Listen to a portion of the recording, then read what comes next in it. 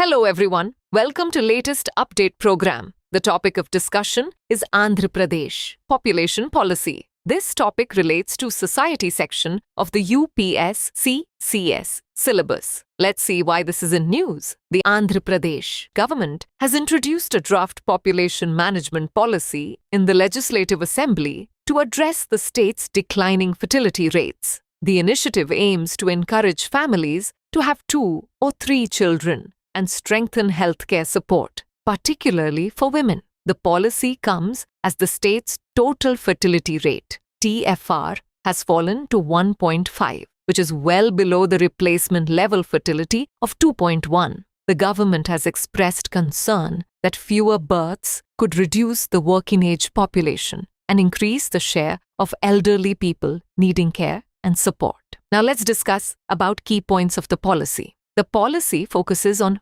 5 key elements: Matritva for maternal well-being, Shakti to increase female participation in the workforce, Kshem for the welfare of senior citizens, Naipunyam for workforce skill development, and Sanjeevani to strengthen digital public health services. The government proposes a cash incentive of 25,000 rupees for the birth of a second or third child. For the third child, a monthly support of 1,000 rupees for the first 5 years is proposed to ensure proper nutrition. Free education till 18 years in government institutions is proposed for the second and third child. Now let's discuss about total fertility rate, TFR. Total fertility rate, TFR, refers to the average number of children a woman is expected to have during her lifetime. Andhra Pradesh's TFR has declined from 2.2 in 2003 to 1.5 in 2023. A similar trend is visible at the national level,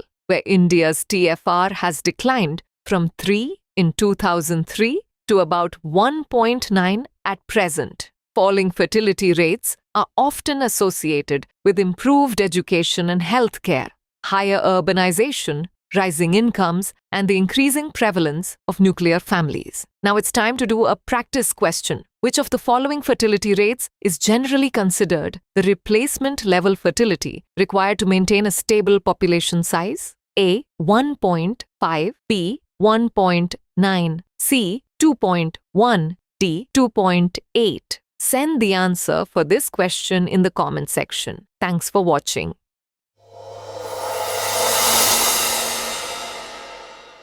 For more informative content, like, share and subscribe, and do not forget to press the bell icon to get the notifications.